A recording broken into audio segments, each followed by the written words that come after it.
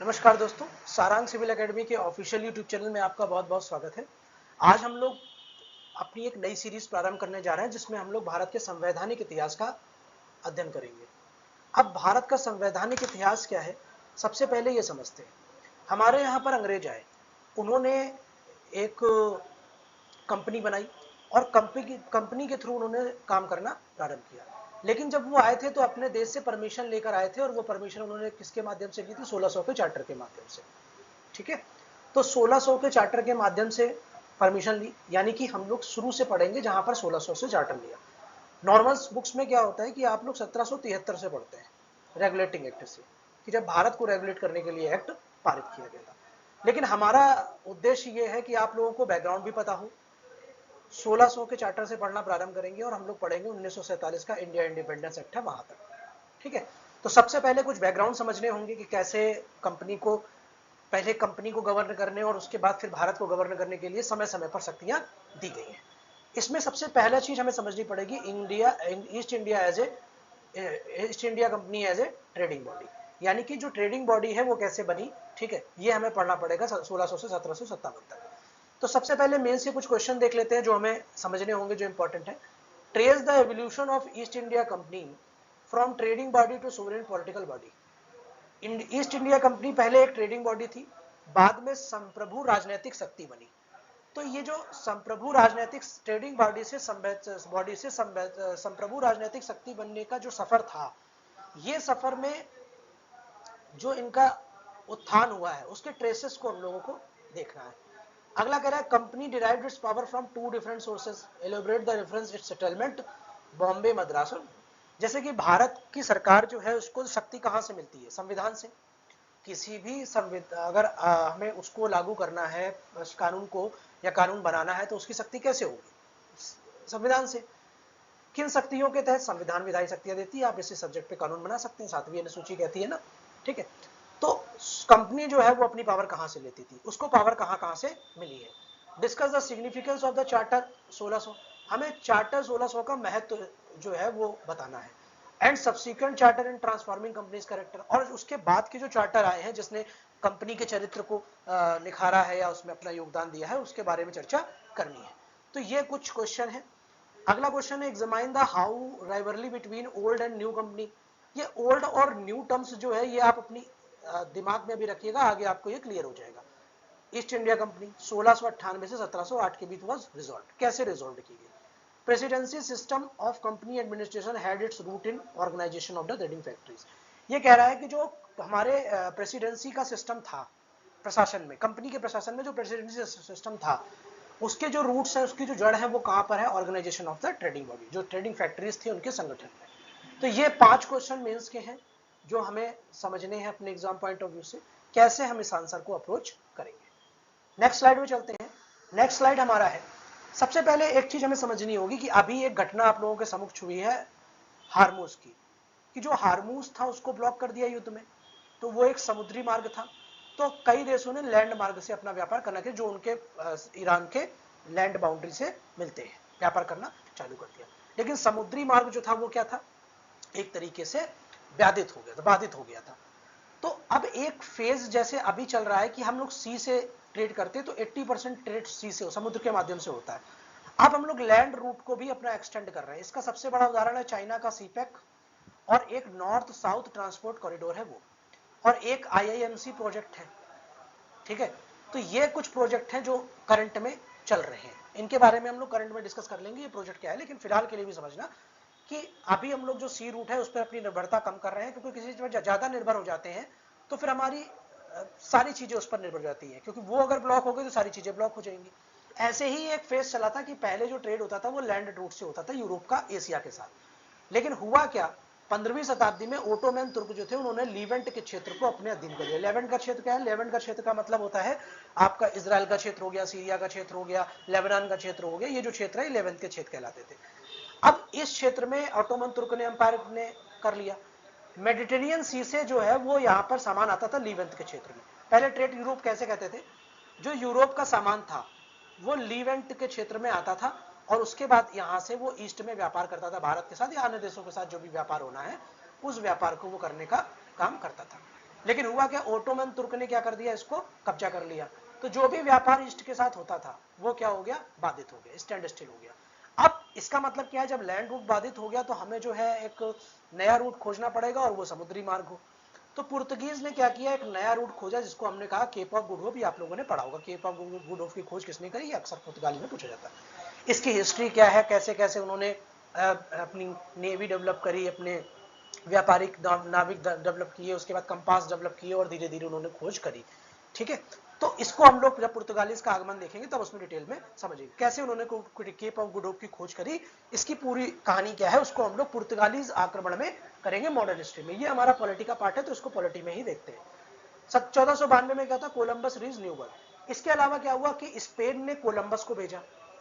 जैसे पुर्तगालीज ने cap of good खोज लिया तो स्पेन ने कहा कि हम भी खोजेंगे, उन्होंने कोलंबस को भेजा। जब उन्होंने कोलंबस को भेजा है तो कोलंबस इंडिया खोजने निकला था, लेकिन पहुंच कहां गया, अमेरिका। ठीक है, तो एक नई दुनिया खोज गई, तो इसको न्यू वर्ल्ड नाम दिया गया। अब जब दोनों एक पश्चिम में और एक पूरब में, दोनों में टकराव हुआ, तो जो पोप होते थे चर्च के, जो रोम की चर्च होती थी, वहां के जो पोप होते थे, वहां के पोप थे अलेक्जेंडर। उन्होंने एक बुल पारित किया। बुल पारित का मतलब उन्होंने एक धार्मिक आदेश दिया और यह कहा कि जो केप ऑफ वर्डे है, एक आइलैंड पड़ता है केप ऑफ वर्डे अटलांटिक में, उसके पश्चिम की पूरी भूमि स्पेन की होगी और पूर्व की पूरी भूमि किसकी होगी, पुर्तगाल की। तो इसके माध्यम से क्या हुआ कि इंडिया जो है वो पुर्तगालियों के अधीन आ गया। इसके बाद इस बुल को रेटिफाई करने के लिए एक संधि की गई दोनों के बीच में, जिसको हमने कहा ट्रीटी ऑफ टोरडेलास। इसको हम मॉडर्न हिस्ट्री में डिटेल में समझेंगे। 1580 में क्या हुआ, स्पेन ने पुर्तगाल को अपने अधीन कर लिया। ठीक है, स्पेनिश अर्मेडा 1588 में गया, डच ने रिवॉल्ट कर दिया, ठीक है, स्पेन के विरुद्ध, और कैथोलिक मोनोपोली पूरी तरीके से क्या हो गई, टूट गई। ठीक है, तो इसके बाद फिर क्या होता है कि जब डच ने रिवॉल्ट कर दिया और स्पेनिश अर्मेडा इंग्लिश चैनल पहुंच गया और ये सारी चीजें हो गई, तो उसके बाद क्या हुआ, स्पेन ने पुर्तगाल पे अपना कब्जा कर लिया। तो 15 साल में पुर्तगाल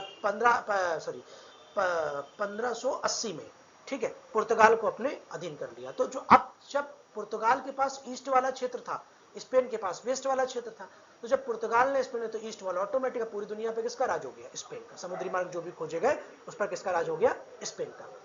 22 सितंबर डेट आपको याद रखनी है। 22 सितंबर 1599 को क्या हुआ कि इंग्लिश जो अंग्रेज के व्यापारी थे उन्होंने एक बैठक करी। कहां करी, फाउंडर्स हॉल में। ठीक है, और इसकी अध्यक्षता किसने करी, जो वहां के लंदन के लॉयर थे उन्होंने इसकी अध्यक्षता करी और पिटिशन दी क्वीन को कि एक चार्टर इशू कर दो ताकि हमें भी पूर्व में व्यापार करने की अनुमति मिल जाए।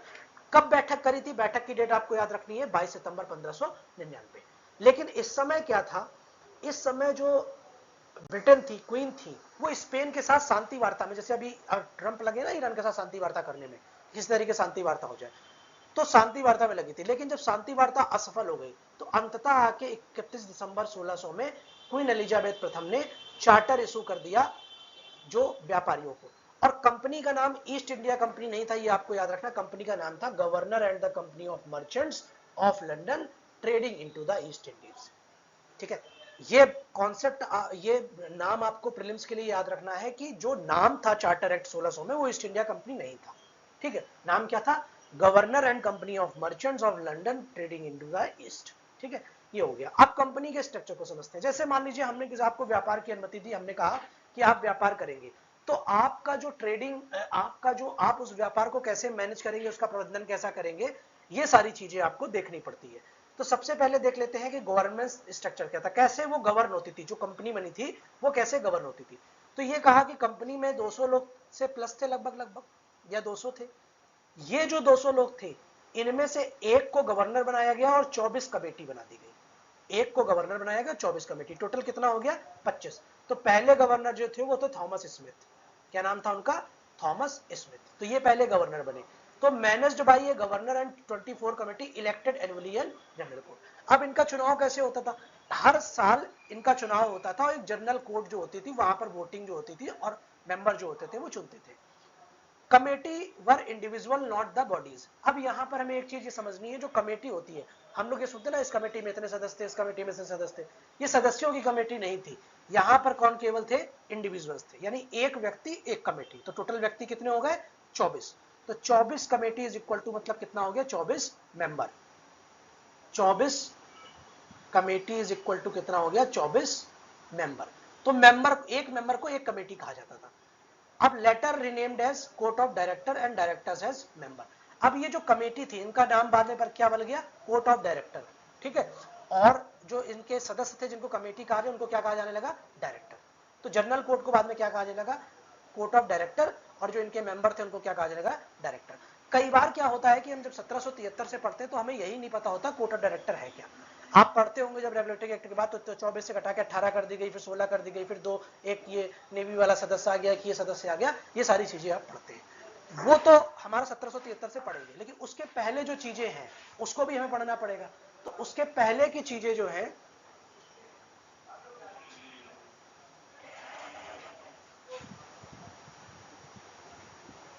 उसके पहले की जो चीजें हैं वो क्या हुई, वो हमें समझनी है। वो क्या था, वो कोर्ट ऑफ कमेटी था जिसको बाद में कोर्ट ऑफ डायरेक्टर, तो ये बात का बता रहा है, उसको कोर्ट ऑफ डायरेक्टर कहा गया। Regulated and joint stock company, regulated company medieval guild model, members traded on their own following common rules, no joint capital।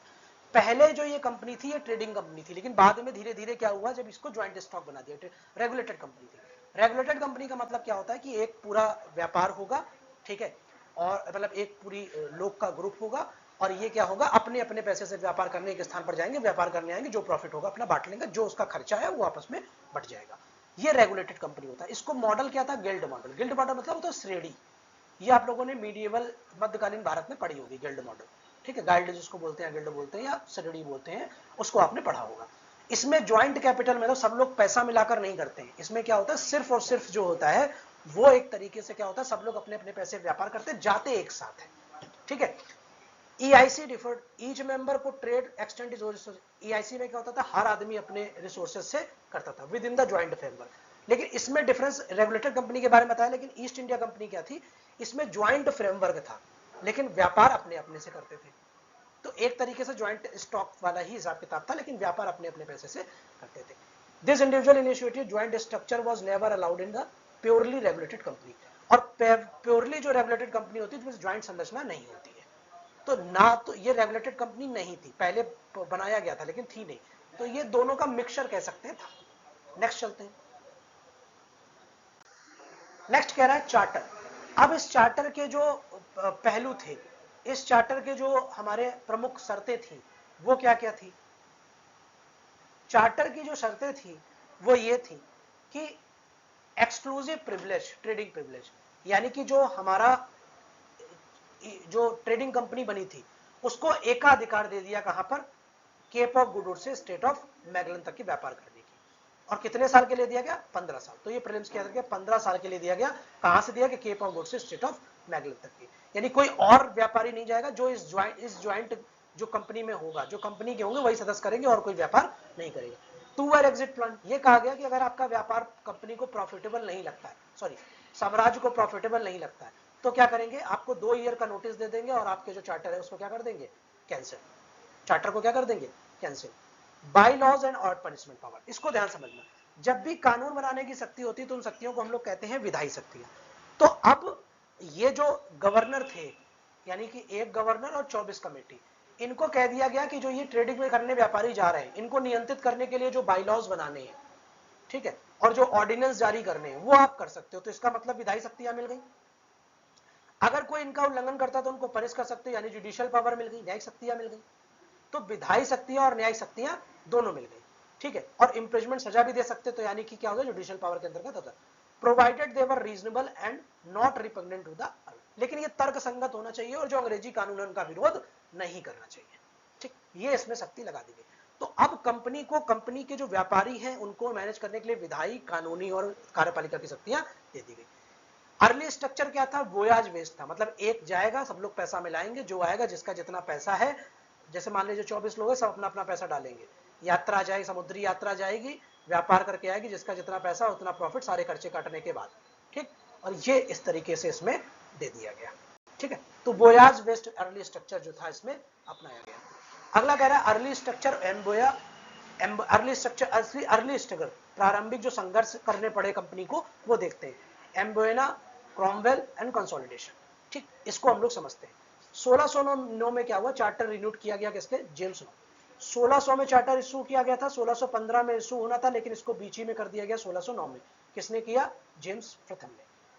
Privilege continued perpetuity, जो प्रिविलेज थे, जो उनके अधिकार थे, उसको हमेशा के लिए कंटिन्यू कर दिया, लेकिन ये कहा गया कि अगर हम चाहेंगे तो 3 साल का नोटिस पीरियड देके आपका जो है वो कैंसिल कर देंगे चार्टर। ये इन्होंने शर्तें रखी। उसके बाद चार्ल्स प्रथम आए, इन्होंने कंपनी को कोई समर्थन नहीं दिया। जेम्स प्रथम ने क्या किया, परपेचुटी कर दी और 3 साल का नोटिस पीरियड में चार्टर विड्रॉल करने की शर्त लगा दी, लेकिन चार्ल्स प्रथम ने कोई सपोर्ट नहीं किया। 16 ईस्वी का था मास्करम बोया। इसमें क्या होता है कि डच के कुछ लोग होते हैं, वो क्या करते हैं, वो अंग्रेजी के कुछ फैक्ट्री, इंग्लिश की फैक्ट्री होती है, वहां पर हमला कर देते हैं। भारत में नहीं होती है, ठीक, शायद इंडोनेशिया में होती है, वहां पर हमला कर देते, तो कई फैक्टर मारे जाते, कई जो फैक्ट्री के में लोग रहते थे उनको फैक्टर बोलते थे, तो वो मारे जाते हैं। Dutch massacre, English factors, English king grants rival trading licence to the Courteen association instead of aiding the company. अब डच ने हमला कर दिया, तब समर्थन किससे मांगा गया, समर्थन मांगा गया उससे। डच ने जब हमला कर दिया और अंग्रेज के लोग मारे गए, तो समर्थन किससे मांगा गया, समर्थन मांगा गया अंग्रेज से।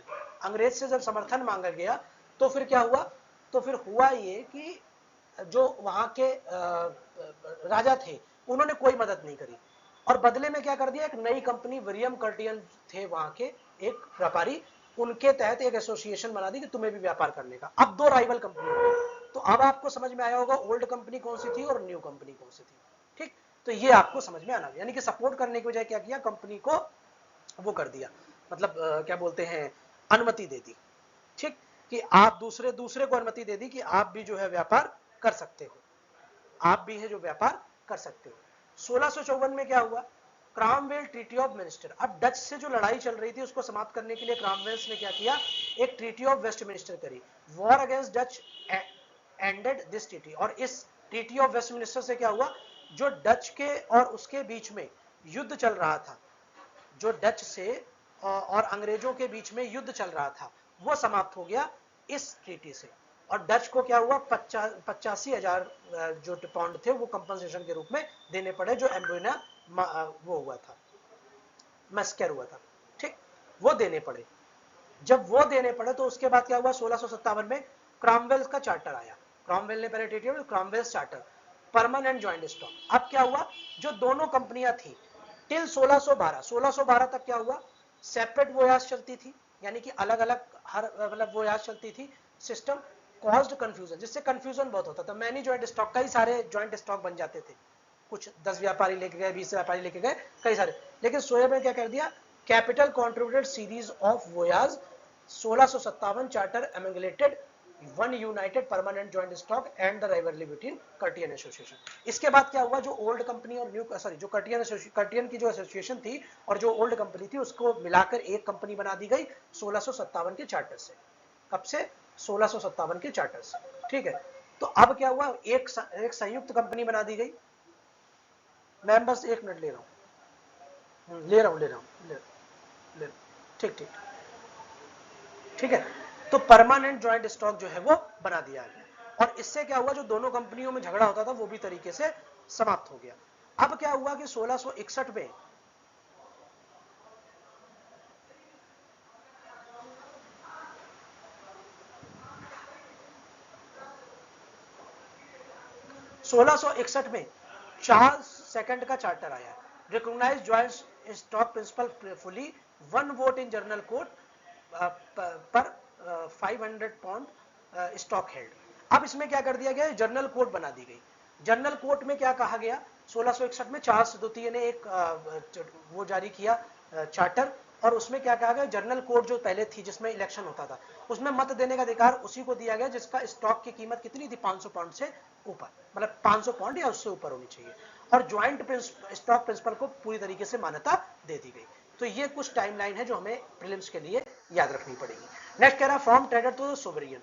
अब ट्रेडर से लेकर सोवरियन तक कब से बने, चार्टर ऑफ चार्ल्स द्वितीय एंड जेम्स सेकंड और चार्ल्स द्वितीय के चार्टर की बात यहां पर करेंगे। अब इसमें कह रहा है कि जो सर जोस चाइल्ड आ गए यहाँ पर, ट्रियम्फली डिक्लेयर, इन्होंने घोषणा करी, company being transform from a body of mere trading merchant to the condition into the condition of sovereign state in the India, कह रहा है कि जो कंपनी जो था ये केवल व्यापारिक कंपनी थी, लेकिन अभी की सोवेरियन स्टेट के तौर पर बन गई है, ट्रांसफॉर्म हो चुकी है। 1668 से 69 के बीच में क्या हुआ, Bombay transfer the company annual rent 10 pound, charter authorized law for Bombay, judicial power over independent, martial law during the rebellion, mutiny and war।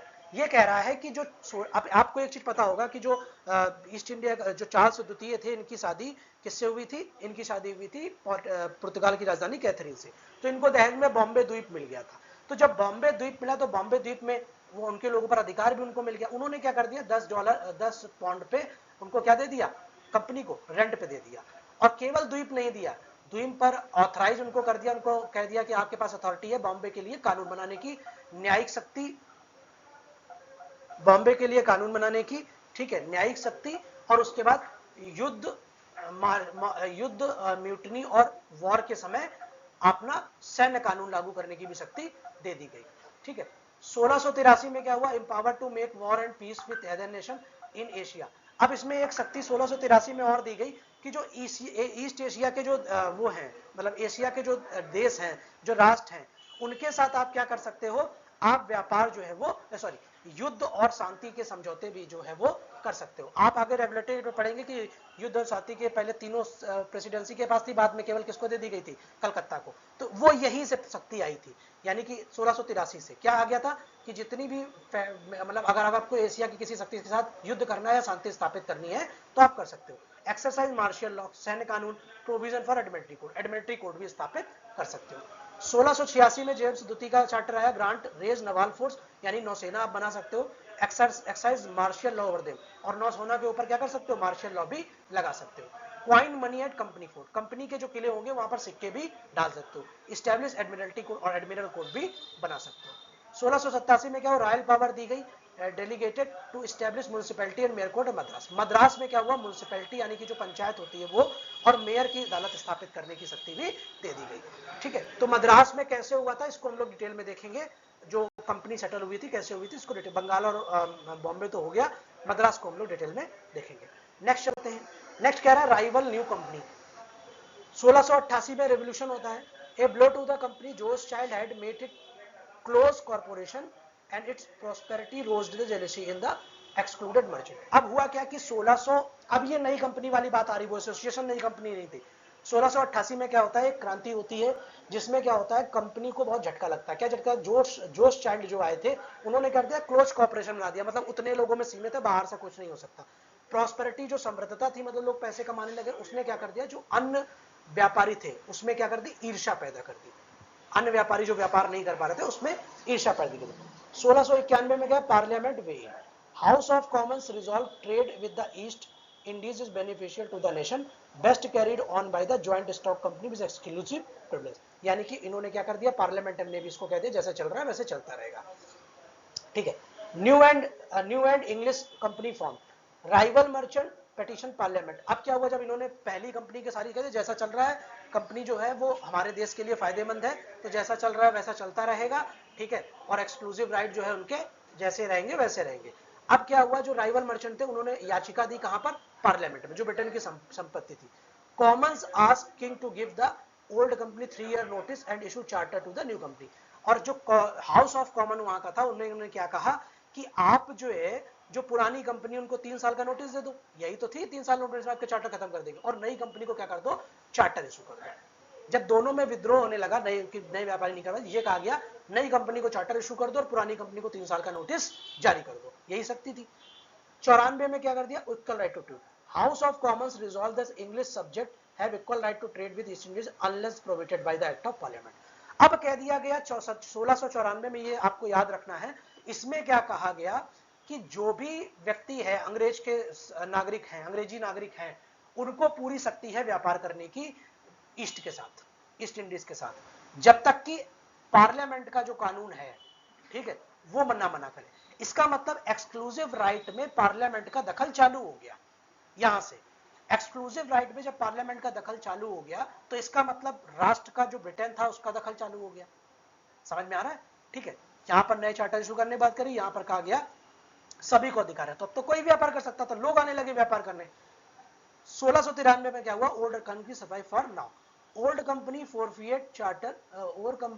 forfeit charter risk over the unpaid tax, but Sir Joe's child via lavish drive to the king's minister secure new charter capital raised by इतना।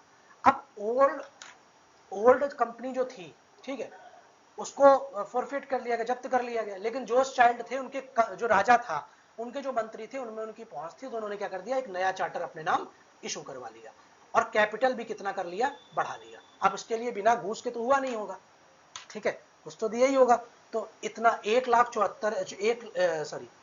7,44,000 pound का उन्होंने capital भी उगाही कर ली, मतलब उगाही मतलब इकट्ठा कर लिया, और एक नई चार्टर जो है उनको मिल गया। 1698 में auction bye loan, state needed fund, old company 1600, उसमें क्या हुआ कि जब स्टेट को पैसे की जरूरत थी, ठीक है, तब क्या हुआ, एक मिनट कुछ छुप गया है, जरा हम इसका मैटर देख लें।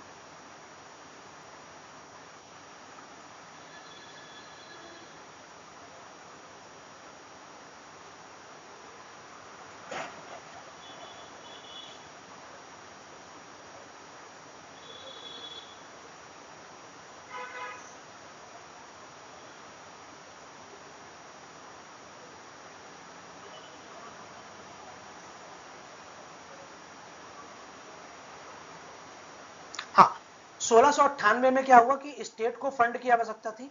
ओल्ड कंपनी जो थी उन्होंने ऑफर किया कि हम 7 लाख पाउंड जो है वो दे देंगे 4% ब्याज पे, यानी कि जो ब्रिटेन था उसको फंड की आवश्यकता थी, उन्होंने कहा 7 लाख पाउंड दे देंगे 4% ब्याज पे, इंटरेस्ट कितना लेंगे, 4% ब्याज पे।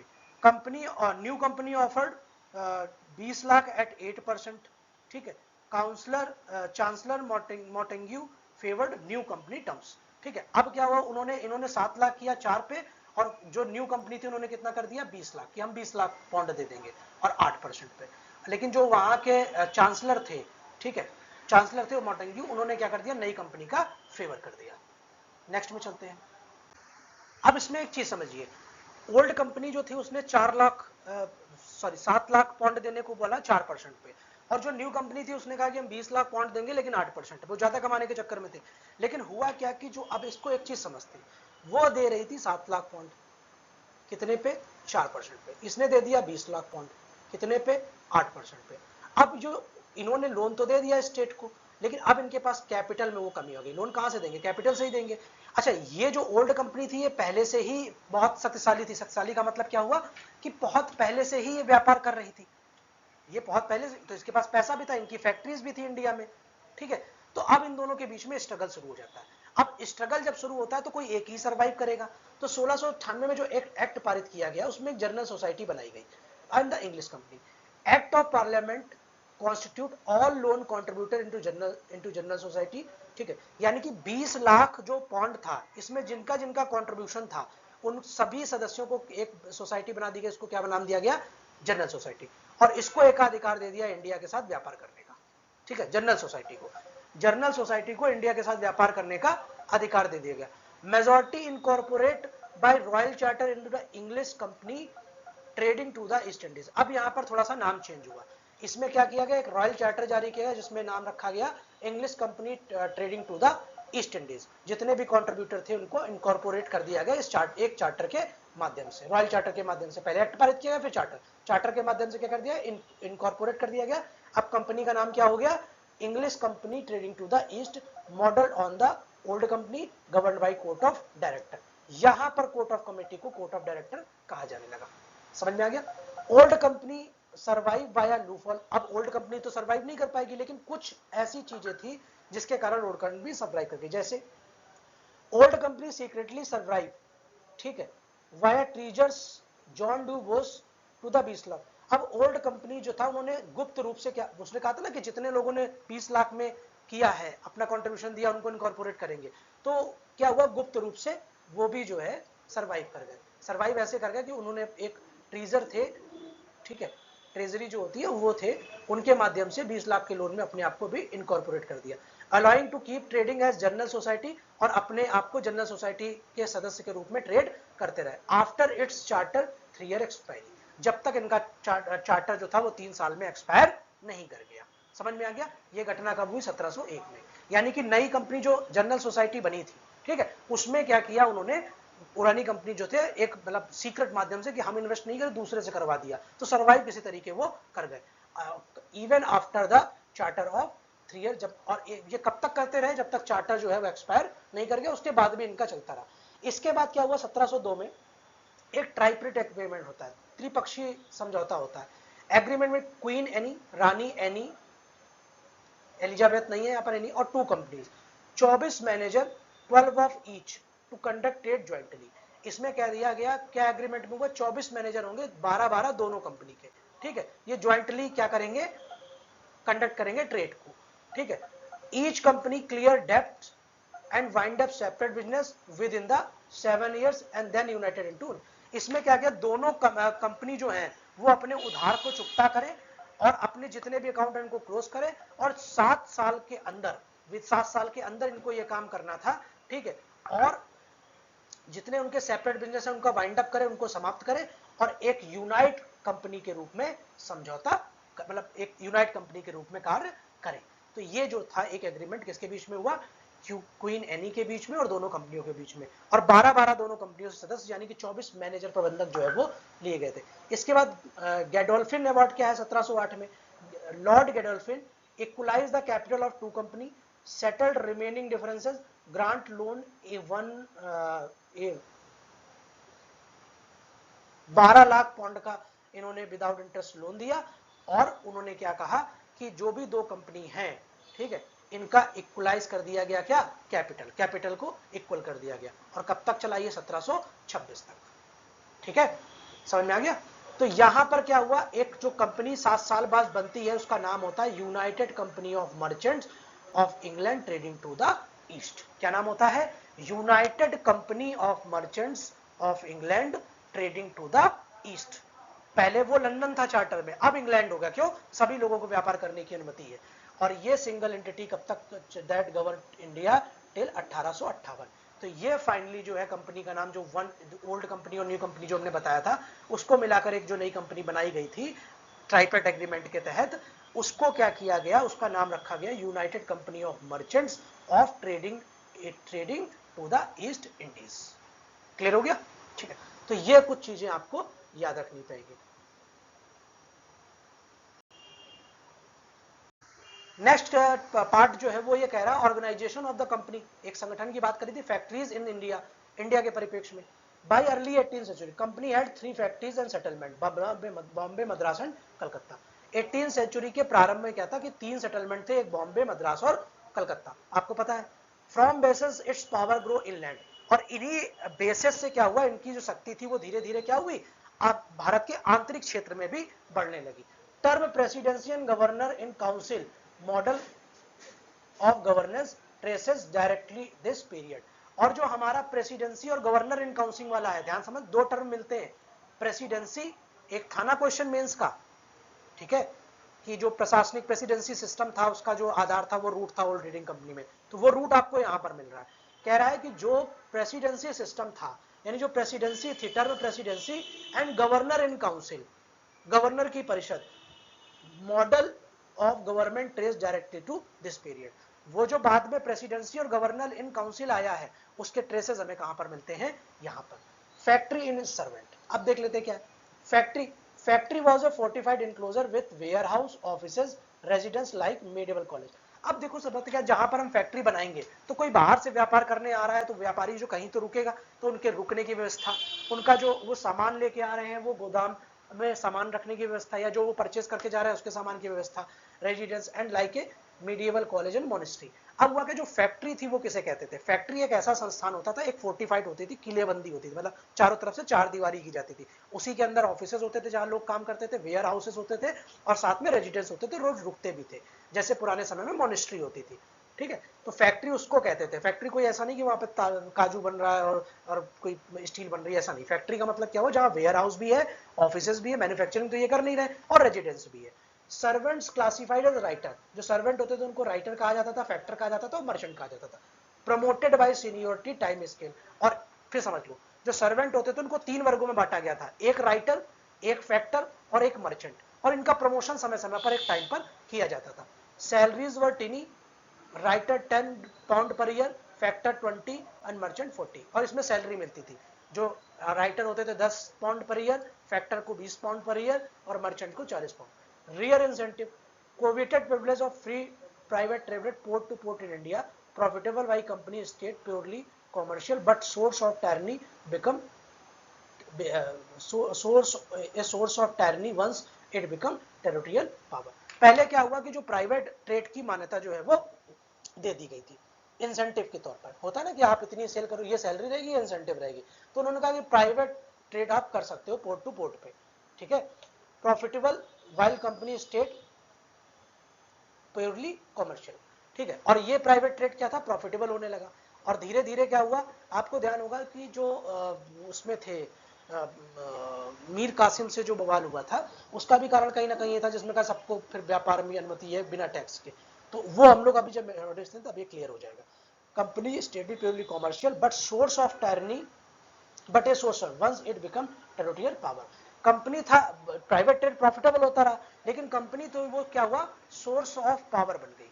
कंपनी स्टेट कॉमर्शियल रही, लेकिन क्या हुआ कि जब ये टेरिटोरियल पावर बन गई तो ये अत्याचार भी करने लगी, ठीक है। Governor in council 1718 dispatch, factory govern by A president governor in council. जो फैक्ट्री होता था उसका प्रबंधन कौन करता था, प्रेसिडेंट गवर्नर इन काउंसिल में। Council member drawn from the senior company merchant. समझो, जो फैक्ट्री थी उसका प्रबंधन कौन करेगा, फैक्ट्री होती थी उसका प्रबंधन कौन करेगा, प्रेसिडेंट, गवर्नर की काउंसिल में। 1718 का डिस्पैच ये बता रहा है, गवर्नर काउंसिल में। और जो उसके सदस्य होंगे, ठीक है, वो कहां से आएंगे, जो कंपनी के सीनियर, जो तुम आपके व्यापारिक मर्चेंट हैं, ठीक है, जो व्यापारिक मतलब सीनियर व्यापारी हैं, ठीक है, वो उनके मेंबर्स वहां से लिए जाएंगे गवर्नर की काउंसिल में, ठीक है। गवर्नर वाज एग्जीक्यूटिव हेड, ये कार्यकारी अध्यक्ष था, कार्यपालिका का अध्यक्ष था, मतलब प्रमुख था। जैसे हमारे यहाँ पर एग्जीक्यूटिव का प्रमुख कौन होता है, ठीक है, राष्ट्रपति, ठीक है। तो वैसे क्या होगा, यहाँ पर कौन था executive head, governor. But only president of committee, no power independent of his council. लेकिन इसको इंडिपेंडेंट हेड था गवर्नर, लेकिन जब वो कमेटी में बैठेगा, काउंसिल में बैठेगा, ठीक है, but only president of committee, committee के प्रेसिडेंट होने के कारण इनको काउंसिल से इंडिपेंडेंट कोई पावर नहीं थी, ठीक है। Directors 1718 dispatch to Saint Helena. Director ने क्या किया, 1718 में एक डिस्पैच दिया जिसमें कहा governor must see order obeyed, council gives its opinion, majority of vote decide every question. इसमें कहा गया governor must see order obeyed, governor का ये काम होगा, 1718 का डिस्पैच हुआ कि वो देखेंगे जो भी हमारे ऑर्डर है उसका पालन हो रहा है कि नहीं हो रहा है, ठीक है। Council gives its opinion, council जो है वो अपनी ओपिनियन देगी। Majority of votes decide every question, और प्रत्येक क्वेश्चन पर मेजॉरिटी ऑफ वोट्स। तो धीरे धीरे यहाँ पर देख रहे होंगे वोटिंग हो गई, जैसे चुनाव का इसमें दे रहे हैं, ठीक है। एवरी क्वेश्चन, प्रत्येक क्वेश्चन को करने के लिए क्या होगा, मेजॉरिटी वोट से होगा, ठीक है, बहुमत का जो मतदान होगा उससे होगा। काउंसिल अपनी ओपिनियन दे सकती है, ठीक है, और गवर्नर जो है वो क्या कर सकता है, ऑर्डर देखा जाए, गवर्नर का काम होगा कि वो ये देखे ऑर्डर का पालन हो रहा है कि नहीं, ठीक है। वोल काउंसिल जज एवरी मेंबर्स कंटेंट, और जो पूरी काउंसिल है वो हर एक सदस्य मिलके हर एक सदस्य को क्या करेगा, पूरी काउंसिल मिलके हर एक सदस्य का क्या करेगा, जो उसका आचरण होगा उसका उस पर नजर रखेगा, ठीक है। तो ये कुछ पॉइंट जो थे जो हमें याद रखने थे। नेक्स्ट पे चलते हैं। नेक्स्ट कह रहा है source of authority relation to the Indian rulers. अब सोर्स ऑफ अथॉरिटी क्या है, ठीक है, टू अथॉरिटी सोर्स की हमने बताई थी, वहां पे टू सोर्स अथॉरिटी थी, relation to the Indian rulers. Company divides is power into two different sources, two different sources की बात करी थी। पहला ब्रिटिश क्राउन, जो एक्ट पार्लियामेंट के एक्ट से मिल रही है, यानी कि जो राजा दे रहा है चार्टर, समझो दो सोर्स थे। एक सोर्स क्या थे कंपनी के पावर के, जो एक चार्टर इशू हो रहे हैं, और जो एक क्या था, एक्ट इशू हो रहे हैं। तो चार्टर तुम्हारा इशू कौन कर रहा है, राजा के पास से, और एक्ट कहां से हो रहा है, संसद के पास से। तो क्या कह रहा है, court derives its power from two different sources, crowns, British crown and parliament of England, मतलब ब्रिटेन के जो राजा है उनसे और इंग्लैंड की पार्लियामेंट से। दूसरा क्या था, मुगल एम्पीरियर एंड नेटिव रूलर। दूसरा क्या था, स्थानीय तौर पर वो क्या करते थे, जैसे बंगाल में देखा होगा, फरमान ले लिया, सिविल शक्तियां ले ली, ये ले ली। तो दो सोर्स थे, पहला था जो इंग्लैंड से आ रहा है एक चार्टर और एक जो पार्लियामेंट का एक्ट है, दूसरा मुगल एम्पीरियर जो मुगल के सम्राट है उनसे, और नेटिव रूलर जो है, जो मतलब स्थानीय शासक है, जहां मुगल का शासक नहीं वहां स्थानीय शासक से, जैसे मद्रास खरीद लिया था, ठीक है। तो नेटिव रूलर से संधि कर लिया, कोई उनसे बात कर लिया। This dual basis best seen by comprising 3 principal settlement. तो पहला क्या था, बॉम्बे बॉम्बे। तो ये हम लोग देखेंगे। बॉम्बे में अगर हम देखें तो English crown ceded Portugal by Charles second 1661 transfer to the. Bombay कैसे मिला था कि ये तो क्राउन ने जो था उनको दे दिया था रेंट पे, जो चार्ल्स द्वितीय को मिला था, ठीक है, 1661 में। और ट्रांसफर कब कर दिया गया था, 1669 में। चार्ल्स द्वितीय को मिला था 1661 में और इसने ट्रांसफर किया था 1671 में। की फीचर क्या है, full severity over all over English and independent. अब यहां पर ध्यान से समझने वाली बात है, जब ये बॉम्बे में एक डिफरेंस ये था कि पूरी संप्रभुता मिल गई, चाहे वो सब्जेक्ट इंग्लिश हो चाहे वो हिंदी मतलब भारतीय हो। भारतीय अंग्रेज जितने भी वहां पर रह रहे हैं निवासी हैं, सब पर पूर्ण संपूर्ण अधिकार मिल गया था बॉम्बे में। क्यों, बॉम्बे किराए पे ले लिया था। ऑल सब्जेक्ट वर इंग्लिश क्राउन। और जितनी, चाहे वो भारतीय हो या अंग्रेज हो, जितने भी लोग रह रहे हैं, भारतीय निवासी हो या अंग्रेज के लोग रह रहे हैं, सभी किसके अधीन डायरेक्ट हो गए, क्राउन के अधीन। क्यों, बॉम्बे डायरेक्ट क्राउन से उनको मिला था, ठीक है। मद्रास कह रहा है local Raja 1939 grant Nawab of Golconda. तो लोकल राजा थे मद्रास में और नवाब ऑफ जो गोलकुंडा थे उनके, यहां पर ड्यूअल अथॉरिटी थी। Royal charter governed bye Englishman, govern Englishman. Royal charter जो था वो अंग्रेज के जो लोग थे उनको गवर्न करता था। फिर समझना, ऊपर वाले बॉम्बे में था, उसमें पूरा पूरा सोवरिटी किसकी थी, इंग्लिश क्राउन की थी। लेकिन ड्यूअल अथॉरिटी यहां पर थी मद्रास में।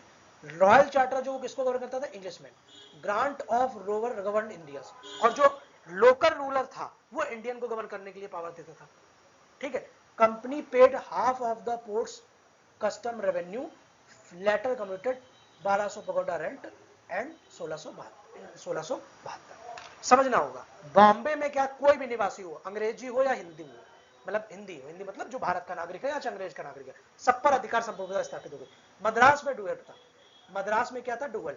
जो इंग्लिश मैन है उसको तो क्राउन से मिल रही है, अच्छा रॉयल चार्टर से मिल रही है उस पर अधिकार, लेकिन जो नेटिव है, जो इंडियंस है, उस पर मिल रही है जो स्थानीय रूलर थे उसमें।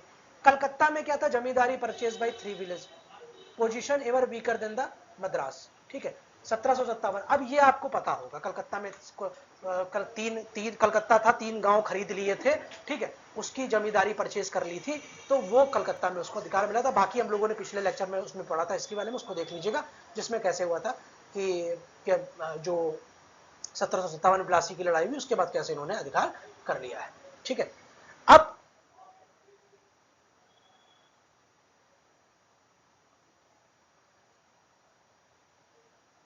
ठीक है, यहां पर एक चीज हमें और समझनी है,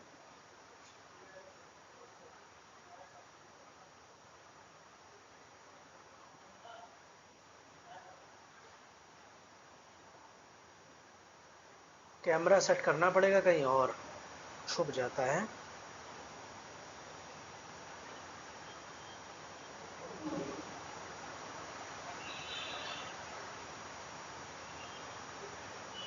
हाँ, तो ये तो 3 जमींदारी परचेज कर ली थी, नो मिंटिंग राइट। 1757 तक इनको यहां पर मिंट यानी सिक्के डालने की अनुमति नहीं थी। कहां पर, बंगाल में। इसमें थी बॉम्बे में, ध्यान रखना, 1669 में ही मिल गई थी सबसे पहले। मद्रास में भी थी। यहां पर इनको 1757 तक सिक्के डालने की अनुमति नहीं थी। Capital sentence on Indian needed confirmation by नाजिमोव। जो मृत्युदंड है वो देने का अधिकार था, चाहे वो इंडियन ही क्यों ना हो, लेकिन कंफर्म कौन करेगा, जो मुर्शिदाबाद का निजाम होगा, नाजिम होगा, नाजिम ऑफ मुर्शिदाबाद, मतलब नवाब कह सकते हैं, नवाब ऑफ मुर्शिदाबाद उसको कंफर्म करेगा। कैपिटल पनिशमेंट दे सकते हैं वहां पर, लेकिन उसको कंफर्म कौन करेगा, जो वहां का नवाब होगा। क्लियर हो गया। अब अगली लाइन यहां पर देखना, केस इन पॉइंट, नीचे एक येलो बॉक्स में एक लाइन लिखी है, इसको हमें याद रखना पड़ेगा। इसमें क्या कह रहा है, छोटा लिखा रहता है यार,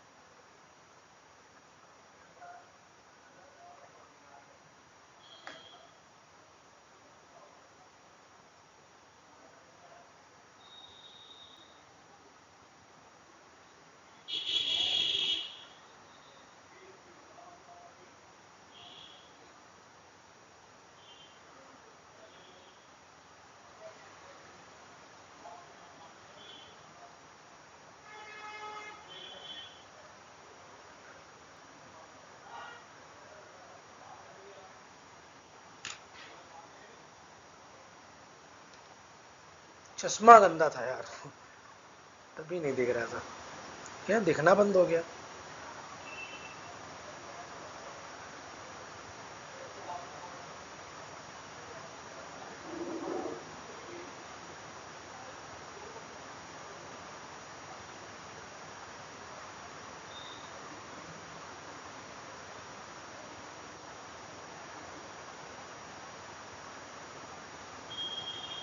हाँ,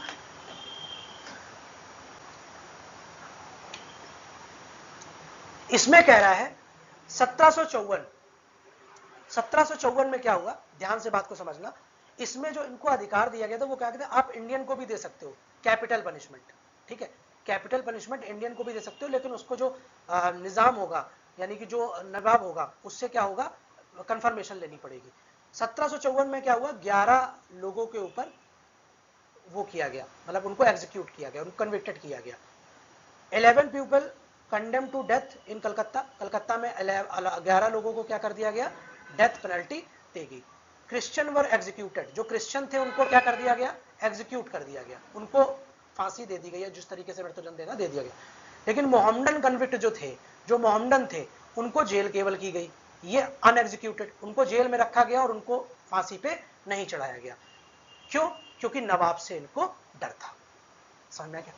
तो इससे क्या हुआ कि इसने क्या किया, कंपनी की अथॉरिटी की लिमिट को जाहिर किया कि कितनी सीमा में आप कर सकते हो। नवाब से डर भी था प्लासी के युद्ध के पहले।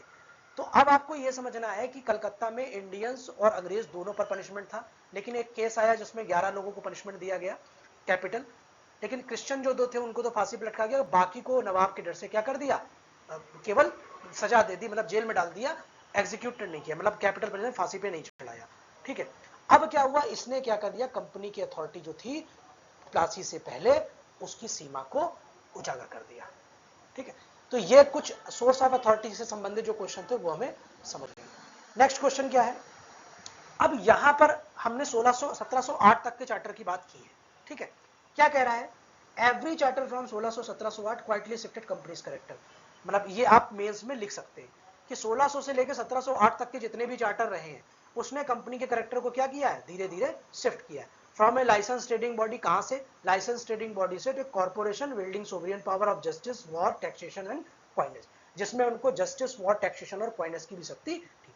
22 प्लासी युद्ध जो आया 22-1757, the transformation of merchant of rural complete in substance even a forward from control only a centuries later. ठीक है, ये आपको मेंस के लिए लिखने में आसानी हो जाएगी, ये पॉइंट आपके मेंस के लिए जरूरी है। अब यहाँ पर प्रीलिम्स के कुछ पॉइंट दिए हैं, आप लोग देख लीजिएगा। अब ये सीरीज में हम लोग जो आगे के चार्टर है उसको देखेंगे और नेक्स्ट वीडियो में हम लोग आगे के चार्टर देखेंगे, और ये सीरीज में ये वीडियो यहीं पर समाप्त होता है। क्या हुआ,